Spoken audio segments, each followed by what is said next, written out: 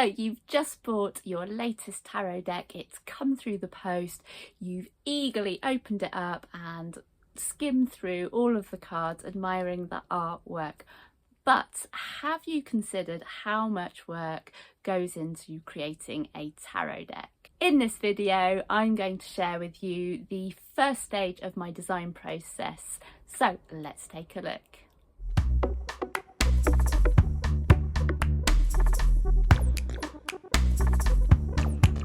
Hello there, I'm Sally and welcome to Vaudeville Manor. My channel is dedicated to all things art, tarot and art making for tarot cards. I am also in the process of designing my very first tarot deck. Today I'd like to share with you my sketchbooks full of my first draft designs for my Tremendous Tuxedo Tarot deck. So these have been hand drawn and I have designed all 78 cards, and maybe I'm a bit old school, but I have found that really useful and I've learned quite a lot along the way. Now, before we get started, I will mention that the designs that I have created are based on the Rider-Waite-Smith tarot system. As I think most people have discovered, it's the easiest kind of system to get to grips with. I am aware of other systems, but I just found I connected more with Rider-Waite-Smith. But I will say, because of the theme of this deck, for those of you that are new to the channel, it is black and white cats, so tuxedo cats, because I have a tuxedo cat who really started this whole thing, and circus, simply because I used to be into practicing circus skills, so hula hooping, poi, dabbled with Diablo, and I ended up running a circus club for a little bit. So one day, from the shadows of my imagination, I did a sketch of a cat clown based on my cat, and cut to several years later, we've gone through dolls to colouring pages, and now to a tarot deck. So before we start, I'm just going to explain the materials that I've used and why I chose to use them. So I have used these rather cute sketchbooks, one of which was gifted to me by a member of my family, and it is a little sketchbook by I Like Birds. And they say that they are based in Scotland here. However, last time I went to their website, they didn't have a great deal on there. I haven't checked for a while. But I should say, once I'd got this first sketchbook, I realised, because I was doing tarot, this wouldn't be enough to do the whole deck. So I searched the internet and luckily managed to find, I think it must have been the last remaining one on Amazon. It's probably because I'm a Virgo and I knew it would really bug me if I'd completed the project in different styles of books. So I was quite pleased that I managed to get a second book. Now, if you're interested, so the paper is, it doesn't actually say what the grammage is, but it actually feels, considering it's a dinky little sketchbook, it's quite a nice thickness to it just for drawing in. And I'm using Derwent Chroma Flow pencils because these are quite nice. They're like a hybrid, so they're not too hard, which means they're difficult to blend, and they're not too soft, which means that they're going to smudge. And I found, actually, when I was creating the more finished drawings, you actually they're quite nice to layer up and get different shading effects with.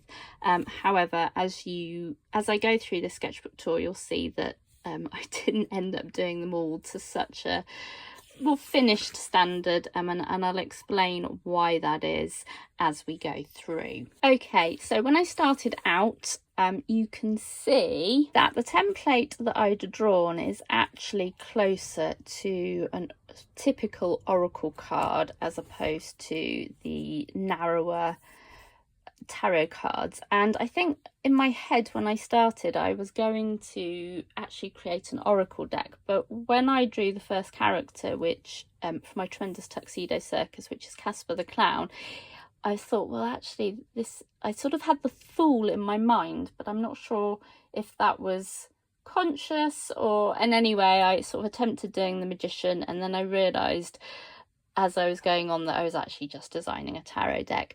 However, now that I'm working on the computer, I have adjusted the size so it is a more typical tarot size. There are people out there that have done tarot on a bigger size. So MJ Cullinane has actually created a full 78 tarot deck on the Oracle size. However, for me, because this is my first deck, when I came to digitizing my designs, I felt that it would be more sensible to stick with the traditional 70mm by 12mm format. One, I think, to do with cost, and also this is quite a big size of card when you have 78 cards. There is a benefit for a bigger size because it gives you a bigger canvas to work on, but I just wanted to play it safe for my first time of creating a tarot deck. Some of these have been reworked, and if you've seen my previous video you will know that the Fool and the Magician cards both look very different. And I'm just going to flip through these. So we have the High Priestess and the Empress, and this was the stage when I started to try and draw them a little bit more neatly. The Lovers and the Chariot. We have Strength and the Hermit, Wheel of Fortune and Justice, Hanged Man and Death, Temperance and the Devil. Now just today I am going to completely rework the Devil card because even when I drew this it wasn't working for me, and but I didn't have I couldn't come up with another alternative design. But today I've had a bit of a breakthrough, but I think I'll do a separate video about this card. We have the Tower and the Star.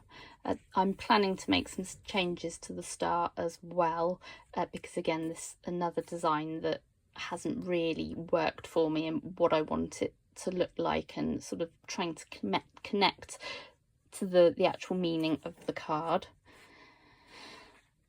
We have the Moon and the Sun. Now I'll just mention up here, as I became more confident with the designing of this, I started to add more and more notes about things that I wanted to include or things that I wanted to change, which has been quite a useful process to come back to. But I will say, when I write my notes down, I mean, even if I'm writing an essay, I'm not very neat. I have quite a messy, scatty mind, and the way that I write this down definitely reflects that. So I'll just jot it down anywhere, and then I'll end up writing arrows and crossing stuff out. It's just the way my creative mind works, I'm afraid. Put a comment below if you have a messy creative mind, or an emoji. We have, so moving on to the cups. Now I'm going to say, when I designed my characters, they had a very clear colour theme of black, white, red and purple. And I think when I started out with this, my plan was to stick to those colours. In my previous video, you'll be aware that these characters are actually based on doll characters, and that's the colour scheme that I used for the dolls. So when I came to designing the deck, I presumed that that's what I would do, and I sort of, you'll notice that I've changed the colour of the curtains from black and white to purple and white here. And so some of them I just didn't actually finish. This one I really struggled with, but I have a clear plan for the Three of Cups now.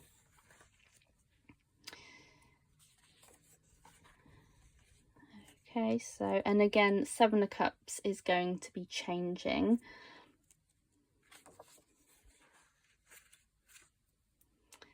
So we have the 9 and the 10 of Cups here. Moving on to the court cards of the cups. And I suspect I will probably, I had this idea of, for the court cards, to make them stand out a little bit more, not to have the circus tent in the background, but just to have a plain colour from the colour scheme that I mentioned earlier. But as I went through this, I started to get a clearer picture of how things would work, and I think I'm probably going to change that idea. And then we have the Queen of Cups and the King of Cups.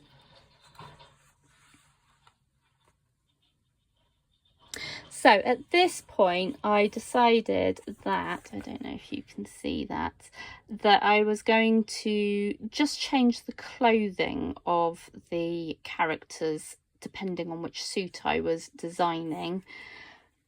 See, more messy notes here. So I think I just get excited and I just sort of scribble it down before I forget, not really thinking, oh, maybe I should write this in a more logical order.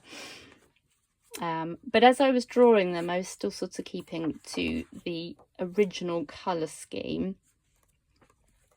Now, when I got to this point, oh, you can't even see, I then decided that to give each suit an identity, I would actually need to do more than just change the colours. And so sort of from here onwards, I started, oh yes, here we go. So I sort of went through these colour swatches, if you like, just to visually explore how it might look, but on a mini scale. So rather than committing to the full drawing, I was working out how I could blend the colours to give each suit its visual identity with a different colour scheme. And I was playing about with obviously orangey colours for wands, pentacles.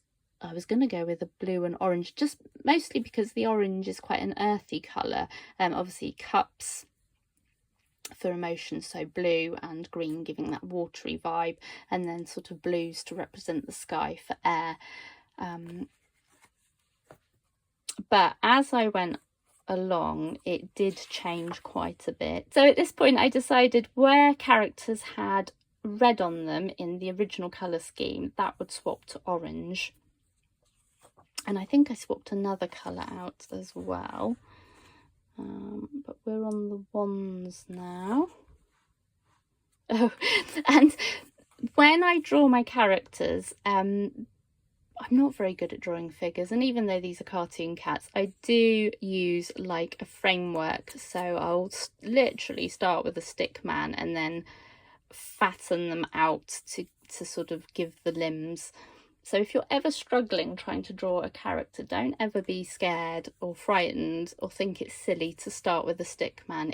You'd be amazed at the sort of poses that you can create by just taking it down to basics. And perhaps I'll do another video to explain how I do that, but I think this video will probably be long enough. And so yes, for the wands, I've started to incorporate the sunset fiery sky. So that was the end of book 1. So moving on to the King and Queen of Wands. So the Queen of Wands is inspired by my Pandora character, and this image I actually already had, and sometimes it's nice to reuse images that you have. So this was based on one of my downloadable colouring pages, and I just felt actually when I read the meaning, or when I was looking at the meaning for this card, that the pose that I'd created for the colouring page for this character nicely summed up the energy of the Queen of Wands, so I was quite pleased to use that. The King of Wands, however, I really struggled with, and it took me designing several more cards before I came up with a solution, and this one is going to change very much. And because it's a circus, I think it was because it's a circus theme that I was struggling to fit it in. And then I had this brainwave of fire staffs. So during my circus days, if you like, we tried all of them, and fire staff is where people have the long weighted stick that they roll around their body, and so the King of Wands is going to have a fire staff. Now when I flip over to the page, we're going to move on to the suit of swords, and hopefully you can see visually by changing the colours they have a very different vibe to them, because we switched from the warm flame colours of the wands, so reds and yellows, and now we've moved to airy colours of the sky, different blues. And you can see some more notes and exploring colour schemes here. So that was actually to test out how I could do a gradient on the sky. I do like a good gradient, I must admit. And this is probably where the sketches become a little less finished and a little bit more rushed. And I think I got to this point, I thought, you know what, I just need to get through these, because if I spend hours drawing them, because I knew I'd have to draw them again, I'm just not going to get them done. So as you can see, more and more notes, more and more chaos. But sometimes you just need to get the job done, don't you?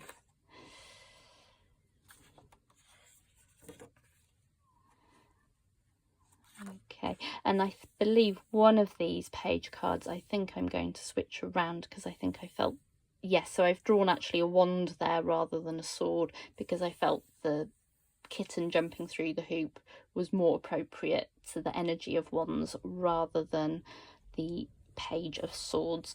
And I didn't mention this, but I've decided to use a kitten for each of the page court cards in each of my suits. Then we have the King and Queen of Swords there, very roughly done. And as we move from the blues of the swords, we now move into the pentacles. Now pentacles originally I was going to do as orangey colours, but as we flip through these sketches you'll see that I switched to a green. Yes, so coming into the green. And something I forgot to mention is that the curtains will also reflect the dominant colour of this suit. So there'll be green curtains for the pentacles, light blue curtains for swords.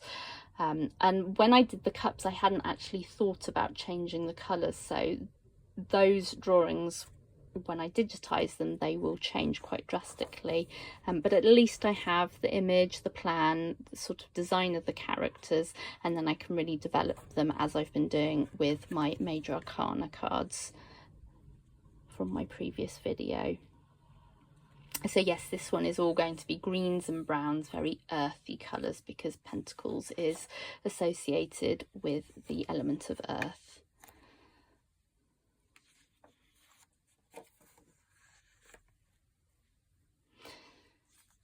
And I think when I got to this stage, I knew that I was getting near the end and feeling quite excited and slightly relieved that at least the first part of this had been done.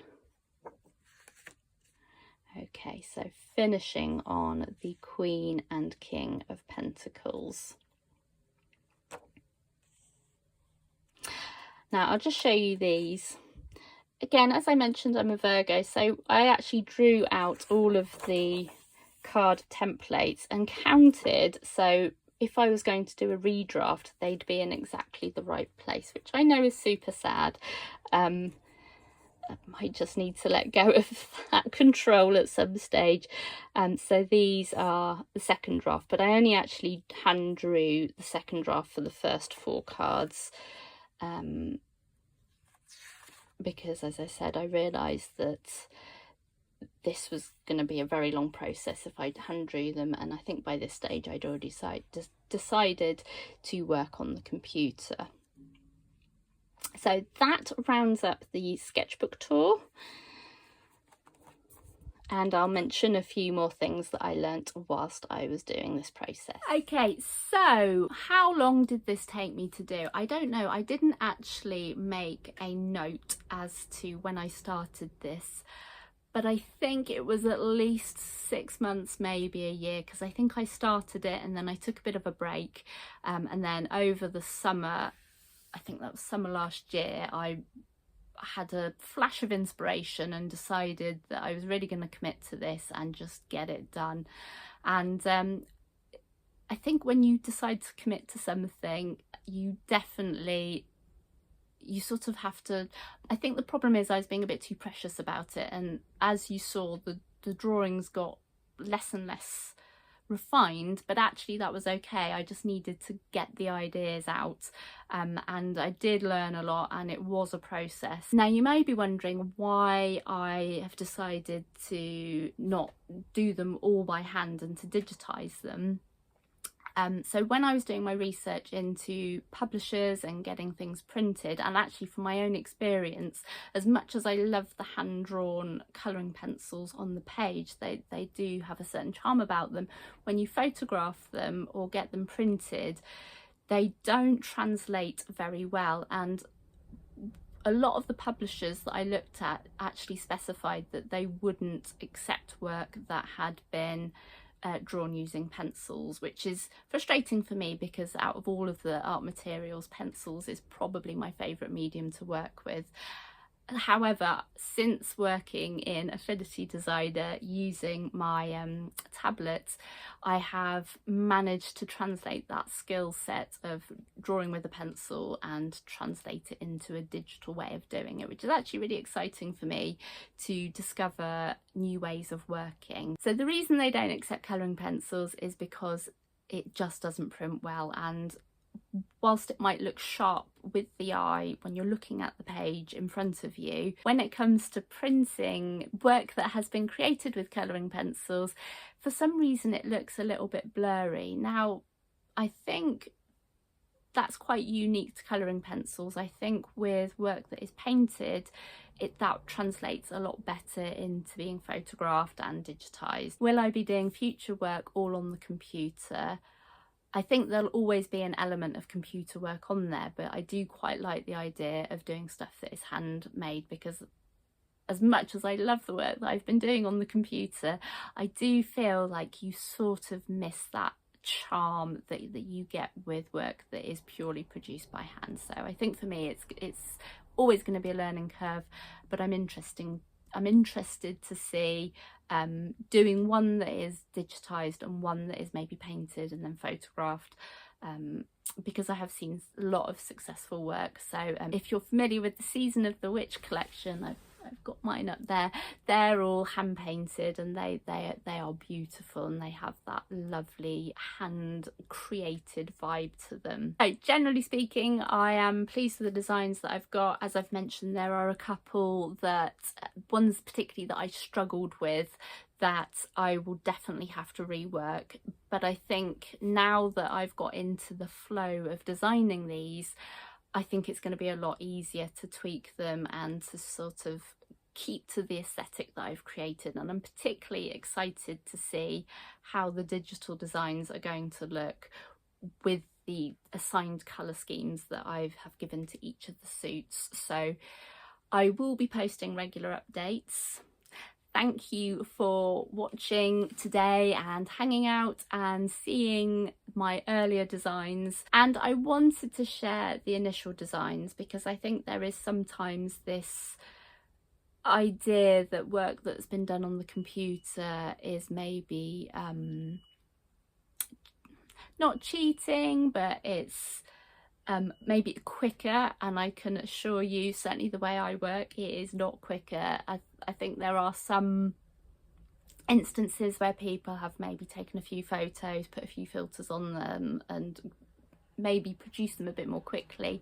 But the way I work, because I am maybe a bit more traditional, and I do like sort of labouring, if you were, over the images, I think hopefully it's interesting for people to see that process from initial ideas to sort of work in progress to the finished product. So my aim for this is to help you get a little insight into what goes into creating artwork for a tarot or oracle deck. Thank you for joining me with my sketchbook tour and seeing my initial designs. If you have any questions, then please pop them in the comments below, or perhaps there was a design that caught your attention and you liked it. drop me a note to say which was your favourites, or any suggestions of how I could develop some of the designs. Maybe I've forgotten something and you think I should include it. I welcome all comments below. If you like this video today, please give it a thumbs up, and if you're interested in this process, if you're interested in tarot or art or art for tarot making, please consider subscribing to my channel. So until the next video, I'll see you very soon. Bye bye.